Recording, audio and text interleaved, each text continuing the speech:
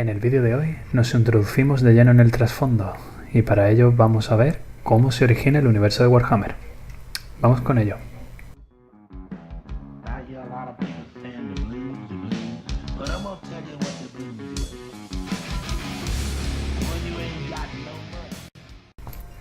Muy buenas a todos y a todas Wargamers, y que todos los dioses del universo de Warhammer os sonrían. ¿Cómo estáis? Se viene vídeo intenso hoy, y no es porque os vaya a proponer jugar a que os bebáis un chupito cada vez que hago o algo así, ¿vale? Aunque si queréis jugar a eso, pues seguramente os cogeréis una buena borrachera. Vale, bueno, como digo, y antes de entrar en más detalles sobre el vídeo de hoy, sigo intentando mejorar, ¿vale? Sigo haciendo lo que puedo con el tiempo que tengo y tengo muchas ganas de colaborar. Me gusta mucho que me dejéis valoraciones positivas y comentarios en los vídeos, así que no dejéis de hacerlo. Muy bien, en retrospectiva, ¿vale? En los vídeos que yo he presentado hasta ahora hemos visto cómo se conforma el universo de Warhammer 40.000 desde el punto de vista, digamos, desde fuera, ¿vale? Hemos tenido en cuenta cómo se crea el juego, quiénes son los creadores, hemos visto una breve historia, hemos echado un vistazo a las pequeñas ediciones, pero hoy nos sumergimos de lleno en la fantasía, ¿vale? Así que necesito que os ambientéis y uséis vuestra imaginación porque va a ser un vídeo intenso en ese sentido. Y nos vamos a remontar al origen de los tiempos, ¿vale? Lo primero que hay que decir de la galaxia de Warhammer es que se supone que es la Vía Láctea, ¿vale? Nuestra galaxia está basada en esa galaxia. Dado los conocimientos limitados que nosotros tenemos sobre cómo se formó el universo, podemos suponer que el universo de Warhammer 40.000 se formó al igual que el nuestro en el Big Bang, ¿vale? Toda la materia estaba comprimida en un punto de densidad infinita prácticamente, que en un momento dado se expande. No podemos entender muy bien cómo funciona eso, de que había fuera de ese punto, si es que se puede hablar de un fuera.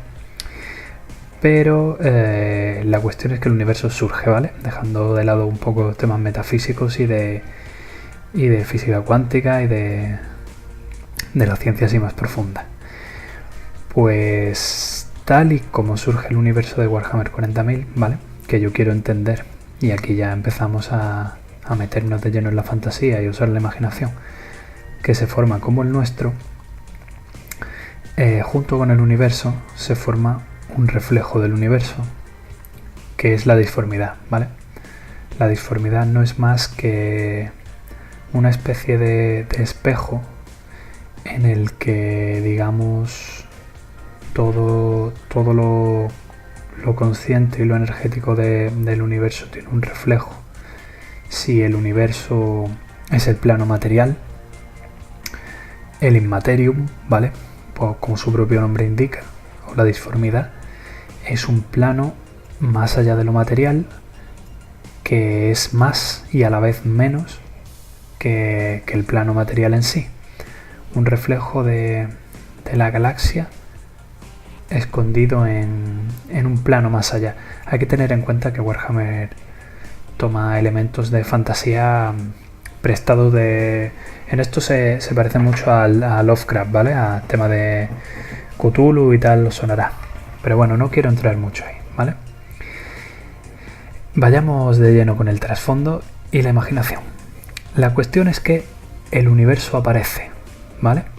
Y junto con el universo aparecen los primeros dioses. Además del reflejo del universo aparecen los primeros dioses.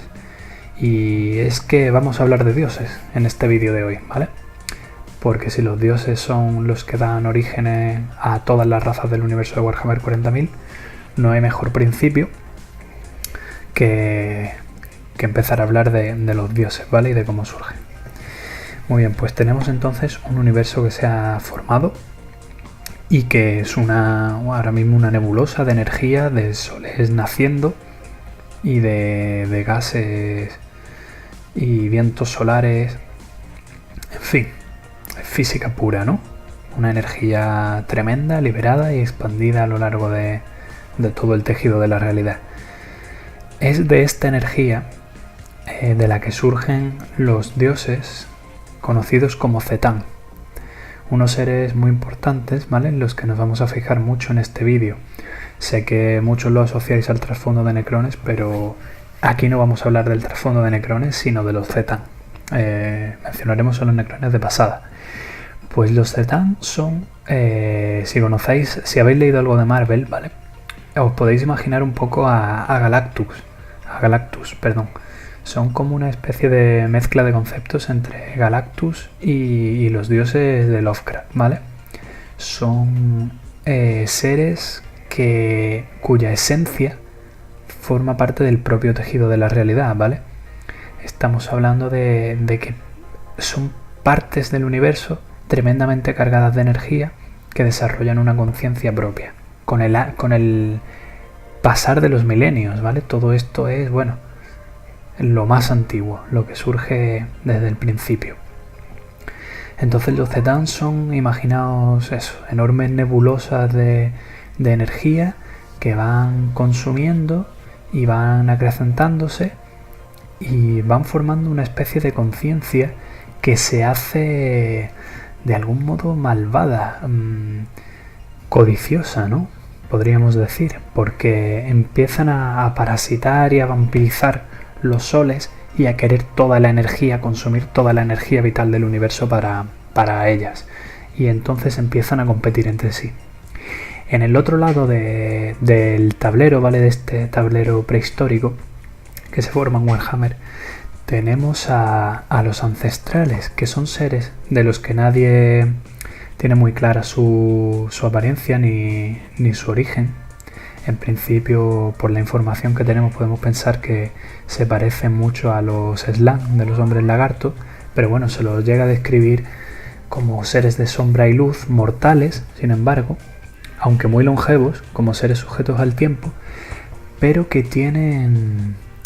Son una raza mortal, ¿vale? Pero que tienen un dominio del espacio y un conocimiento profundo del espacio muy grande. Y no solo del espacio material, dominio de los Zetan, ¿vale? De los dioses estelares formados de energía material, sino de ese reflejo de la galaxia que conforma el Immaterium. Este dominio es lo que permite a los ancestrales, ¿vale? Cuyas poderosas mentes pues son capaces de canalizar las energías de la disformidad que los Zetan no entienden, porque claro, ellos son parte del universo material y son materia en sí misma, en lo más absoluto del término, ¿vale? Son parte del tejido de la realidad. Entonces tienen digamos este conflicto primigenio en el que, bueno, los Zetan son expulsados o de alguna forma reducidos, porque a los Zetan no se les puede destruir, ¿vale? Pero reducidos como conciencia, digamos, vampíricas y malignas a habitar los extremos más alejados y más pobres de la galaxia y entran como en incubación, por así decirlo. Mientras los estelares pues se dedican a, bueno, empiezan a crear vida, ¿no? Y siguen investigando y descubriendo los misterios del universo. Y en esto hay conflictos de canon, no está muy claro, pero se supone que son los creadores de la telaraña, ¿vale? O por lo menos los que la empiezan y luego dan a los Eldar, una de sus creaciones, los secretos de cómo aumentarla y expandirla. Vale, aquí llegamos a un punto conflictivo, ¿vale? Y hacemos un pequeño receso en el tema de la fantasía. Bueno, de hecho no, porque tiene mucho que ver con ella. Yo entiendo que todo esto tiene lugar en la Vía Láctea, ¿vale? Pero puede ser, por cosas que ya veremos más adelante, tenemos pistas más adelante, de que puede ser que esto no sea solo en la Vía Láctea. No sé si lo sabéis, en el mundo real tenemos una galaxia próxima a la nuestra, entre comillas, que es la galaxia de Andrómeda, ¿vale? Hay muchísimas galaxias en el universo, al parecer, y bueno, el vasto espacio que ocupan es tremendo. Y aquí ya entramos en un terreno de especulación muy personal. Y esto lo vamos a desarrollar porque vamos a tener que tenerlo en cuenta para ver unas cosas más adelante. Y os lo voy a formular en forma de pregunta directamente. ¿Pensáis que todo el alcance de lo que se describe en el trasfondo de Warhammer 40.000, incluido lo que estoy diciendo, tiene lugar solo en la Vía Láctea? ¿O pensáis que puede abarcar todo el universo?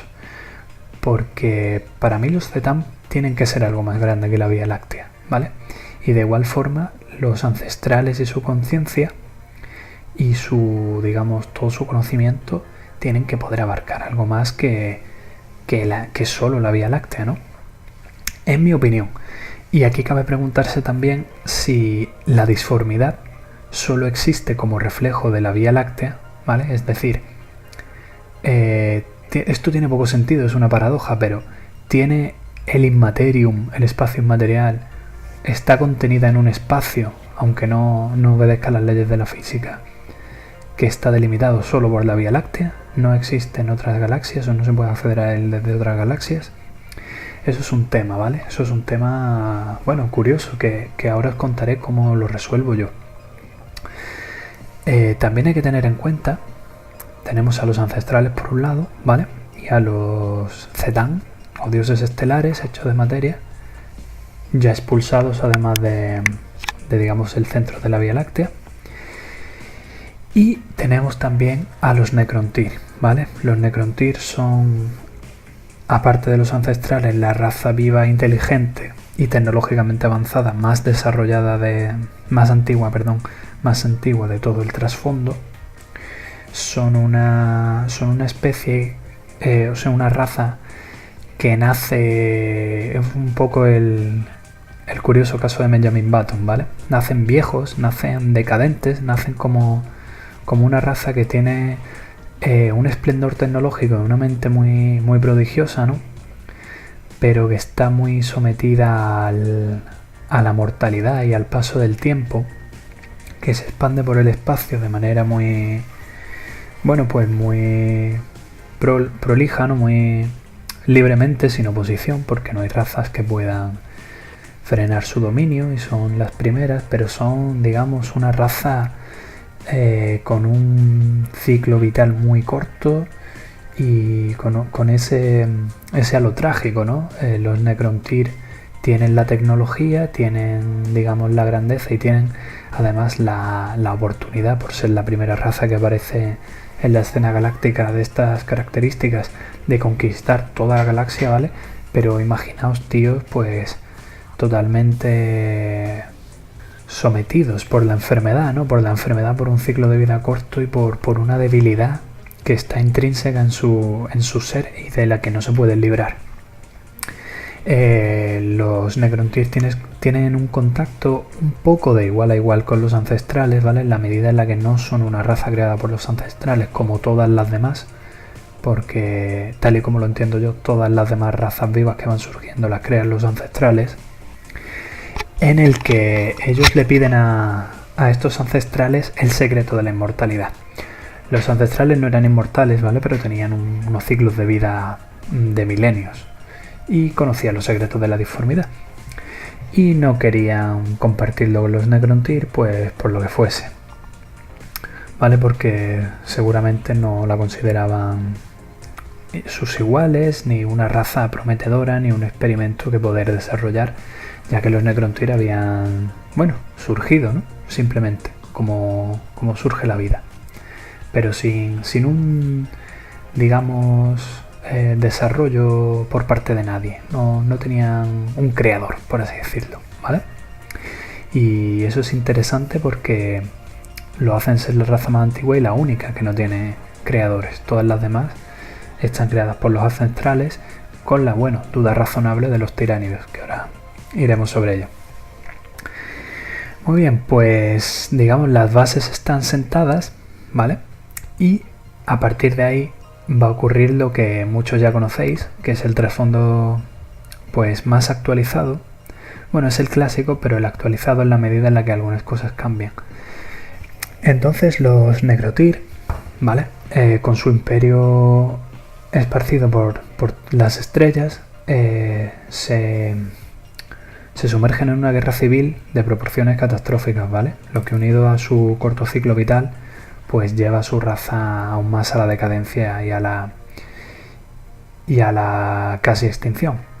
Los gobernantes de los Necrones, que eran pues una especie de gobierno de 3 personas, figura conocida como la Triarca, deciden intentar hacer una maniobra, bueno, una especie de maniobra político-cultural en la que unara a la raza contra un enemigo común para frenar las guerras civiles y las disensiones que había entre colonias alejadas de la cuna de la civilización y el centro del poder negro, ¿vale?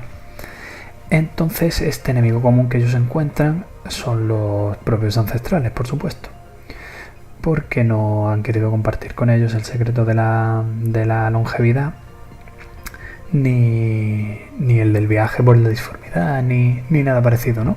Ellos solo se mueven, de hecho, gracias a su avanzada tecnología, a velocidades, bueno, se teletransportan y todas esas cosas que luego harán los negrones, pero que en este momento ya son capaces de hacer, ¿vale?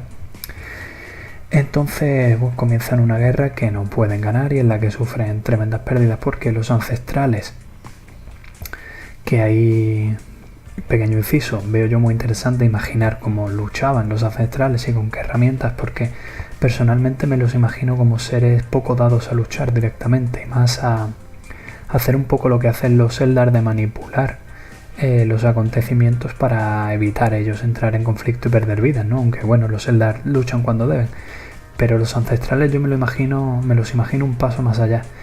Y esto tiene que ver porque ya se da a entender y luego se verá en la caída de los ancestrales que liberan energías de la disformidad, ¿vale? Dan como una especie de forma a criaturas de la disformidad, aparte de todas las razas jóvenes que están creando en el universo material. Empiezan a usar la disformidad de manera que generan corrientes y criaturas, formas de vida inmateriales, ¿vale? Que como los esclavizadores, que son perniciosas y se les acabarán volviendo en contra, así como el reflejo de las razas materiales vivas que van a crear en el universo, el reflejo de las conciencias de estas razas en la disformidad también va a suponer otro frente abierto para los ancestrales y va a suponer en algún momento su ruina. Pero esto es algo posterior, ¿vale?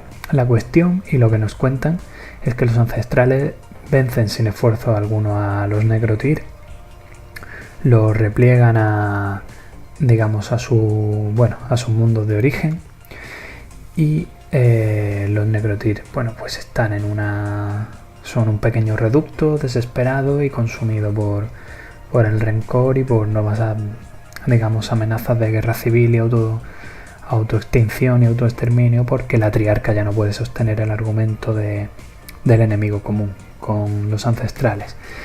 Es entonces, ¿vale? Interesante Deus Ex Machina que tenemos aquí, cuando de alguna manera también desconocida, y en este sentido hay que hacer hincapié en la increíble tecnología que desarrollan los Negrotyr, ¿vale? Al alcance de ninguna raza de la actualidad, del trasfondo, encuentran una manera de comunicarse con los Zetan, ¿vale? Que habían permanecido en una especie de letargo, vampirizando soles, alejados de la influencia de los ancestrales, ¿no? Como seres de increíble magnitud y poder y conciencias tan complejas, ¿no? Los necrones encuentran bastante difícil comunicarse con ellos, pero les forman unas especies de armaduras de metal en la que se introducen partes de la esencia de estos seres y se comunican con ellos. El primero en hacerlo, ¿vale?, de las tremendas conciencias energéticas de los Zetan, es el embaucador, que había desarrollado una personalidad veleidosa y basada en la manipulación y en la mentira. Podéis pensar en el embaucador como el Zench del plano material. Es la energía del universo que digamos está relacionada con el azar y el equívoco y todo eso, igual que el portador de la noche está relacionada y ligada íntimamente a la destrucción y a la muerte, ¿no? Entonces, el embaucador no se puede saber qué intenciones tenía, porque esa es la gracia, que la mentira es algo que forma tanta parte de su ser que que ni siquiera él sabe cuando quiere mentir o decir una media verdad, ¿no? Y la cuestión es que engaña a los Negrodir y hace una especie de papel de embajador de los Zetan para, bueno, aunar fuerzas contra sus odiados ancestrales, ¿no? Que son anatema para los Zetan por el uso de la disformidad y que habían reducido a los Negrodir a una raza ya, bueno, en el ocaso, ¿no? Total, que unen fuerzas, pero hay una parte del trato en la que, bueno, el embaucador simplemente les engaña diciendo que solo quieren su ayuda y que a cambio le van a ceder su tan ansiado deseo de inmortalidad, ¿no? Y es entonces cuando ocurre la biotransferencia y la raza Negrodir como tal se extingue, pasa a ser una raza sin alma y condenada a la servidumbre, y así nacen los Necrones, ¿vale? De todo esto hablaremos más adelante cuando pongamos el foco en ellos, en los Necrones. Sin embargo, es este el suceso que provoca que los ancestrales, contra este nuevo enemigo unido, común y terrible, como eran los Zetan en toda su magnitud y poder, y los Necrones, cuya tecnología empieza además a, digamos, aislar zonas de la galaxia de la influencia de la disformidad por completo. De ahí los pilones, ¿vale? Los famosos pilones cadianos, que nos pararemos más adelante sobre ellos si no sabéis lo que son. Pero digamos que la intención última de los Zetan era eliminar la disformidad, por así decirlo, ¿vale? Cerrar por completo el universo material al inmaterial mediante una serie de, bueno, complejas estructuras tecnológicas, y dejar una galaxia. Tenéis que pensar que de igual forma que si el caos triunfa en el trasfondo de Warhammer y la galaxia se convierte en un mar hirviente de caos, una puerta al Immaterium sin ningún resquicio, ¿vale? Total, todo deja de tener sentido y, digamos, la vida se extingue. Pues de alguna manera, si el universo material permanece solamente y únicamente material, ¿vale? De forma que no existe ningún plano, no existe ninguna realidad energética paralela que digamos, complemente a la existencia viva de la galaxia. La vida puede que no se extinguiese, la vida biológica como tal, pero sería también como algo muy baldío, ¿verdad? No habría criaturas con alma. Vale, pues este es el plan último de los Zetan. Y los ancestrales, que ya llevaban tiempo criando razas, recurren a ellas para luchar contra los Zetan, ¿vale? Y los Necrones.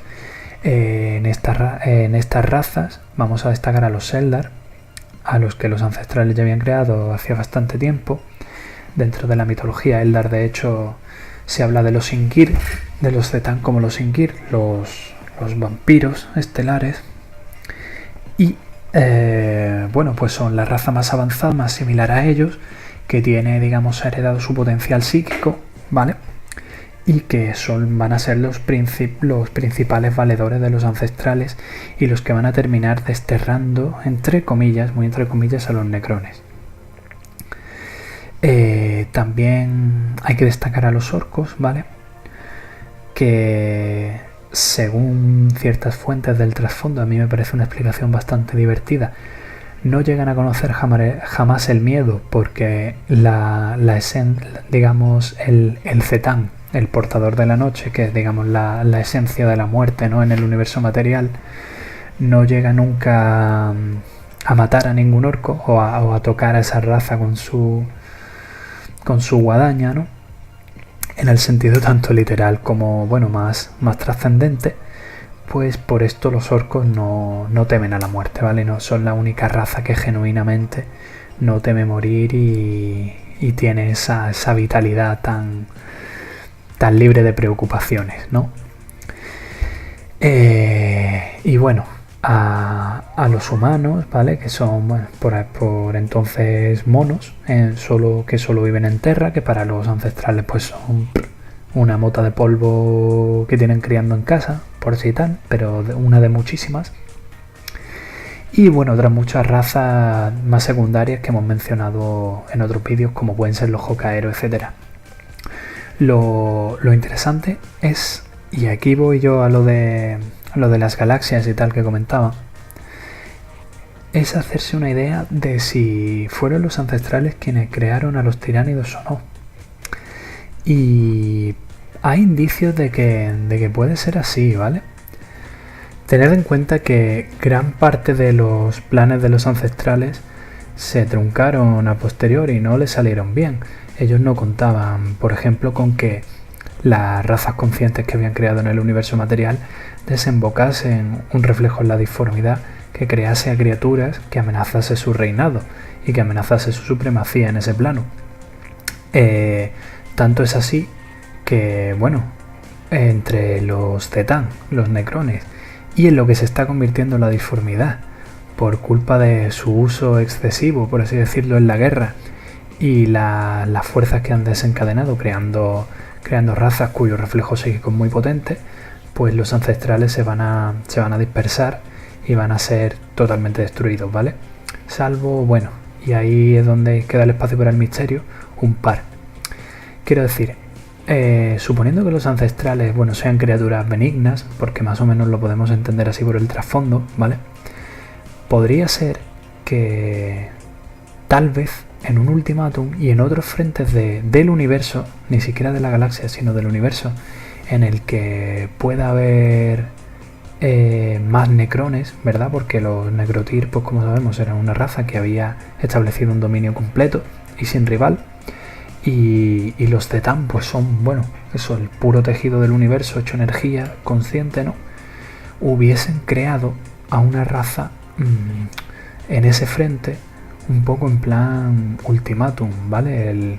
Digamos el botón rojo de los ancestrales, en la que, bueno, volcaron todo su potencial de crear algo tan voraz como habían sido los propios Zetán, y tan persistente, tan resistente, ¿no? Como eran estos nuevos necrones. Y esos podrían ser los tiránidos. Los tiránidos cuya magnitud real no se conoce, pero en una de las fotos que tenéis aquí pasando mientras suena el vídeo, se ve una especie de criatura tentacular con la boca abierta que amenaza con engullir la Vía Láctea, como si, bueno, de un pequeño bocado se tratase, ¿no? Y no sé, me parece escalofriante. A mí los tiránidos me parecen realmente el elemento más masivo de destrucción, ¿no? De la galaxia, del potencial de arrasamiento, la envergadura. Es que, no sé, me parece tan loca que, joder, que son los que más mal rollo me dan. Bueno, pues podría ser, ¿no? Podríamos considerar que hay otras teorías que hablan de que los tiránidos son, sin embargo, una creación de los Zetán. Pero a mí me gusta, tengo un poco esta teoría que os comento, ¿no? Relleno, digamos, los huecos, esos de los que hablaba, en el trasfondo de esta manera. La guerra de los ancestrales y los Zetán tenía lugar en un frente mucho más amplio y más extenso de la mera existencia, ¿vale? Que la propia Vía Láctea, porque la galaxia al final en esos términos es un sitio pequeño, y crearon a los tiránidos, pues eso, con el propósito de que fuesen su fuerza de destrucción en otros frentes, ¿no? Y consumiesen la vida de forma más eficaz que los Zetán y bueno, aunque podrían suponer también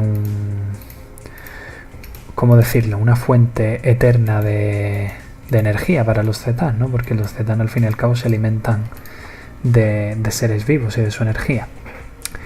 La cuestión es que la guerra en el cielo, tal y como la denominan los Eldar, termina así, ¿vale? Con los ancestrales derrotados, su reino destruido y sus dominios pues ocupados por horrores. y digamos presa de sus propias creaciones en algunos casos. Sin embargo, este no es el desenlace perfecto que los Zetan podrían haber esperado, ya que los Necrones, digamos, en venganza por el engaño que ha supuesto el pacto, en el que como raza les han obligado a desprenderse de su alma, liberan energías desconocidas, ¿vale? Hasta el momento, para destruir a los debilitados ancestrales. A los debilitados Zetan que estaban desgastados de su guerra con los ancestrales. Digamos que los Necrones dejan caer todo el peso de los últimos compases de la guerra en los hombros de los Zetan, se reservan y cuando ya están bastante debilitados, pues aprovechan para, digamos, llevar a cabo su plan secreto, ¿no? Que era, pues, no era otro que vengarse de los Zetan por lo que les habían hecho. Además, ellos preveían que su existencia podría estar a partir de entonces ligada a los Zetan y, bueno, convertirse, los líderes que todavía tenían conciencia, convertirse en esclavos de estos dioses estelares que consumiesen toda la galaxia. Esto es el trasfondo moderno de los Necrones, ¿vale? También cabe mencionarlo. Me convence bastante más que el antiguo, sobre el que ya nos pararemos cuando veamos a los Necrones en detalle. Muy bien, pues este es el fin de los ancestrales y es el fin de los dioses estelares, ¿vale? Que son indestructibles, pero quedan atrapados por los Necrones en fragmentos, que atrapan parte de su esencia y la contienen. Porque los Necrones forman parte del tejido que conforma la propia galaxia y como el Galactus de Marvel son indispensables para el equilibrio de esta, ¿vale? Destruir a los Zetan es, bueno, imposible.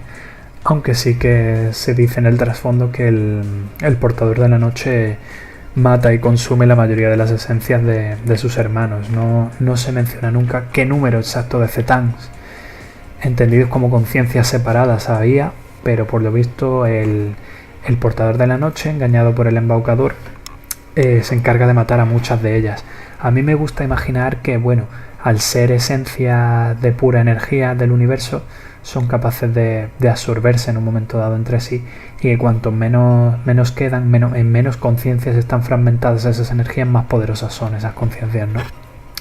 Y por tanto redundaba también en beneficio del embaucador engañar al portador de la noche para que quedasen menos Zetan. Los otros Zetan, digamos, de los que tenemos constancia como personalidades, son el dragón del vacío, como sabréis, que, bueno, se presupone que una esencia, una parte importante de este Zetan, porque están todos fragmentados, ¿vale? No queda que se sepa ningún Zetan completo. Está en Marte, en el laberinto Noctis de Marte, y es lo que ha empujado al Mechanicus a investigar y a ser tan curioso. Y otro conocido como el extraño, del que, bueno, se sabe muy poco, ¿vale? Muy bien, pues digamos que este es el tablero de juego, ¿vale?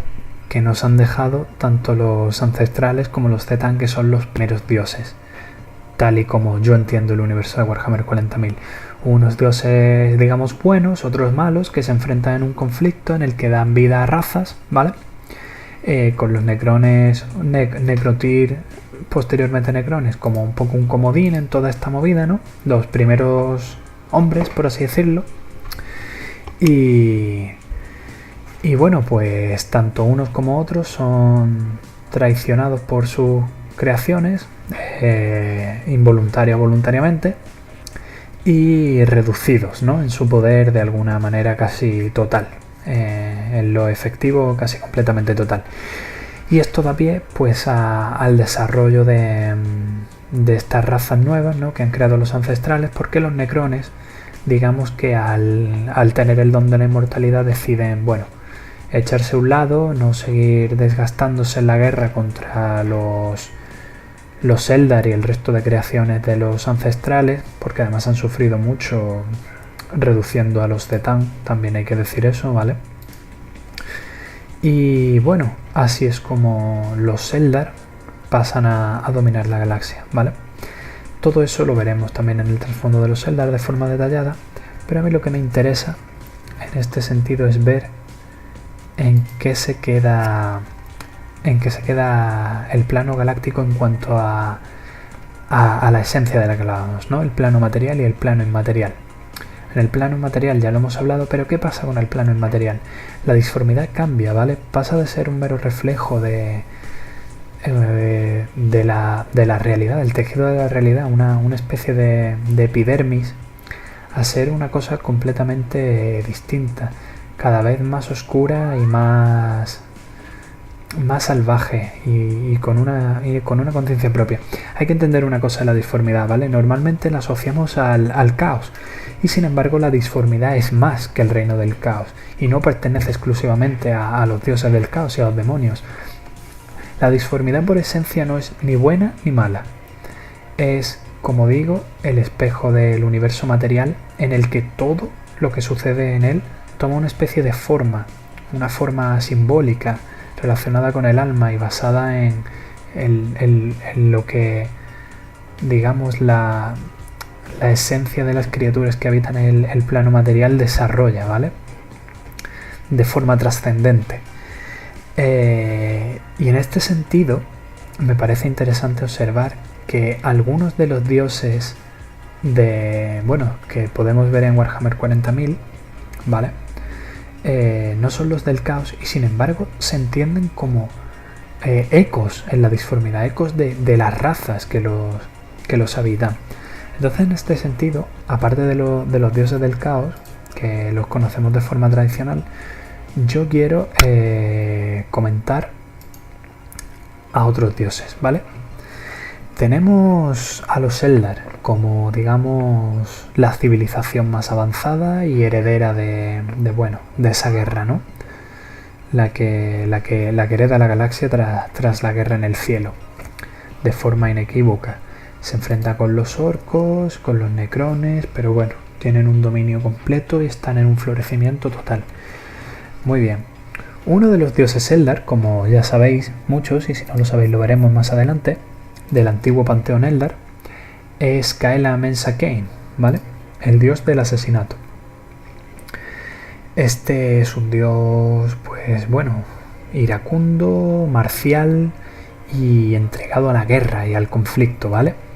Es el que provoca, digamos, la rabia en la psique de los Eldar y viceversa, ¿no? En la rabia en la psique de los Eldar y la guerra y el derramamiento de sangre, y se entiende que se desarrolla durante la guerra en la que ayudan a los ancestrales contra los necrones y los Ingir, como ellos los denominan, en la que esta deidad se forja, ¿no? A mi entender. Si os fijáis, incluso en el nombre, Cain puede que sea un aspecto, ¿cómo decirlo? Quizá menos corrupto, menos maligno y menos extremo de Khorne, ¿vale? De Khorne, el dios del caos. No es posible que Cain sea de alguna manera el reflejo de la psique Eldar, relacionada con la guerra, con la muerte, con el derramamiento de sangre, en la disformidad, pero que de alguna forma el reflejo del alma Eldar en ese sentido no sea tan oscuro, tan terrible, tan destructivo y esté tan corrupto y sea tan maligno como el de la humanidad que crea Khorne. Pues a mi entender sí, ¿vale? Cain no es otra cosa que un aspecto de Khorne o otra manera de ser de Khorne, lo que Khorne podría haber sido, por así decirlo, o lo que es en la versión Eldar, ¿vale? El gran pecado de los Eldar y su gran, digamos, tragedia no es su sed de sangre ni su marcialidad, ni su rabia, ¿vale? Es, como veremos, pues su orgullo, su decadencia y los excesos que cometen, que son los que dan forma a Slanes, como muchos otros sabéis. Luego tenemos también a Gorko y Morko, los dioses de los orcos, ¿vale? Esa psique colectiva violenta, tan esencialmente violenta, pero divertida a la vez, poderosa. En algún plano de la disformidad, ¿vale? Hay un reino de Gorko y Morko. El reflejo que tienen los orcos en la disformidad no es nocivo para ellos mismos, como lo es el de la humanidad y lo es hasta cierto punto y en un momento dado el de los Eldar, que condena a toda su raza. El reflejo de la conciencia orca en la disformidad no solo no los condena, sino que los refuerza. Gorko y Morko son expresiones del carácter inquebrantable, digamos, del buen humor violento y de la felicidad orca, ¿vale? En su simpleza, esto funciona así. No tiene mucho más. Los orcos son sencillos por naturaleza, son esencialmente felices y lo único que requieren es luchar. Para eso se criaron y con ese propósito se han desarrollado, ¿no? Entonces me parece interesante señalar esto. La disformidad no es solo el hogar de demonios y criaturas terribles, sino que es también, digamos, todo lo que los Titán querrían haber eliminado, ¿no? Todo el reflejo de las almas, de las razas del mundo material que los ancestrales, pues, crearon, ¿no?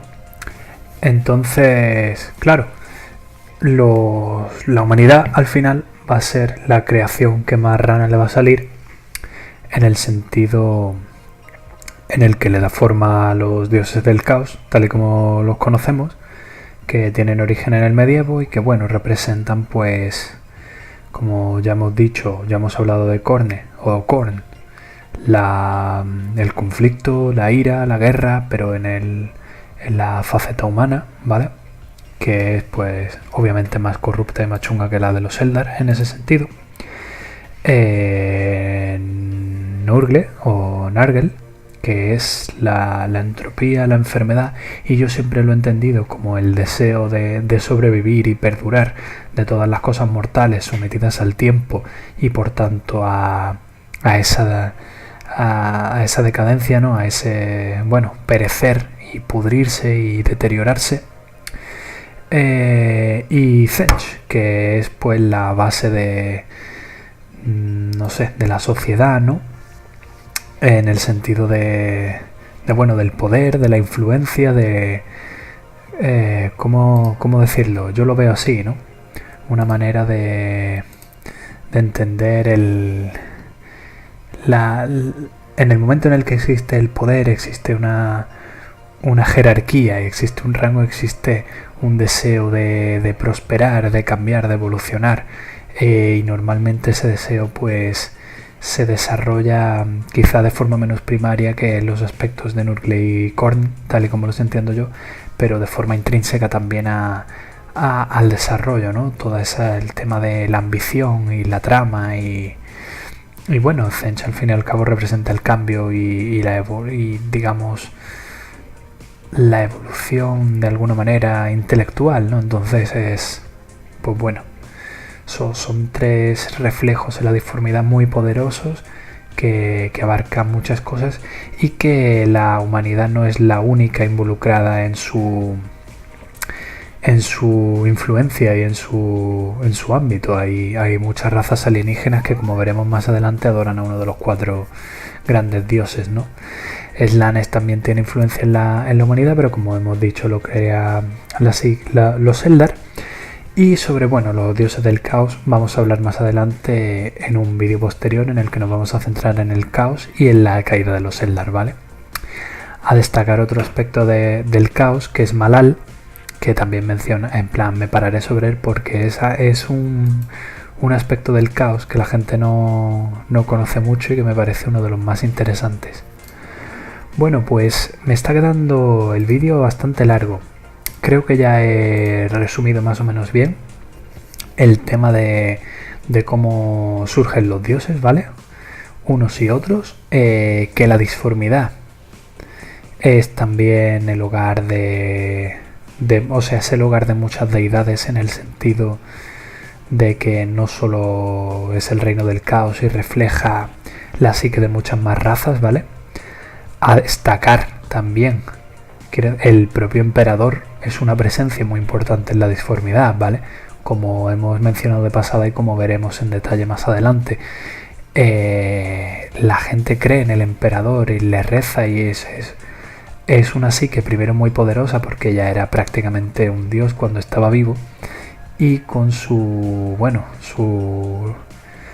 recluimiento en el trono dorado pues ha trascendido también a un plano más profundo en su reflejo en la disformidad, ¿no? Y en lo que representa para la humanidad. Entonces es una presencia importante en la disformidad. Y del mismo modo que, y esto es ya el trasfondo más nuevo, lo es que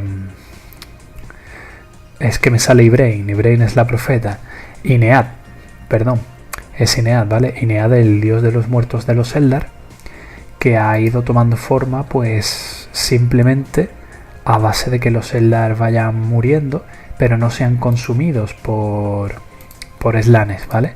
Es la forma de vida de los Eldar, su digamos nostalgia de días mejores, la manera que tienen de relacionarse con la muerte, y todo eso pues ha dado forma a una entidad, digamos, que todavía es pequeñita y carece de tanta influencia, pero que es un dios por derecho propio, con su avatar y todo, como es Inead, ¿no? El dios de los muertos, que bueno, está parcialmente despierto solamente. Bueno, pues creo que vamos a ir dejándolo por aquí, ¿vale? Espero que os haya gustado el vídeo. Como siempre, podéis dejarme en los comentarios cualquier tipo de cosa, dar un like y compartir. Y os quiero anunciar un par de cositas a los que habéis llegado hasta el final. Lo he hablado con Max, y la semana que viene, que voy a tener más tiempo porque este ha estado muy liado. Tenía un partido debut de fútbol americano con el equipo de mi ciudad, de Málaga, Blue Bowl, en la vida real. Si alguno os gusta, pues os recomiendo echarle un vistazo a la página de Facebook de Málaga Corsairs, ¿vale? Y bueno, nada, que eso, que juego al fútbol americano y entreno y tal, y he tenido, sin meterme en muchos más detalles sobre mi vida, he tenido porque no creo que os interese más que nada, he tenido bastante lío esta semana. Lo que os quería decir es que quiero hacer vídeos también que no sean solo de trasfondo, ¿vale? En los que trataremos un par de temas que me parecen interesantes sobre coleccionismo y tal. Seguiré haciendo los vídeos de trasfondo, habrá entrega semanal la semana que viene. Seguiremos progresando en la historia de Warhammer 40.000, ¿vale? Y vamos a ir centrándonos ya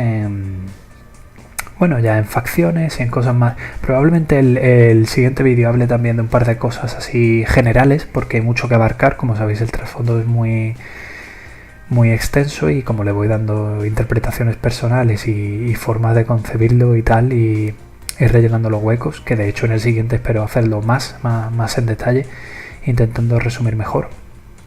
Pues eso, ya sabéis, van casi 50 minutos de vídeo. Y nada, espero que os haya gustado, que os haya quedado claro cuáles son los dioses de Warhammer 40.000 y cómo se origina la galaxia en la que estamos inmersos, ¿vale? En la que siempre ha habido guerra y siempre la habrá, probablemente, y lo oscura que son las perspectivas de este universo, porque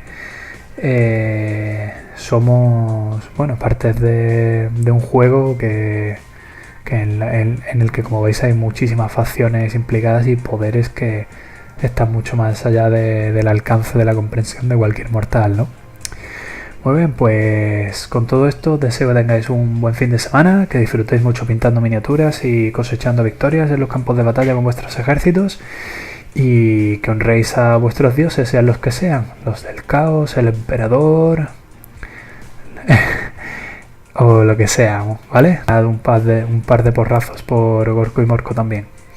Pues nos vemos en el siguiente vídeo, Wargamers. Hasta luego.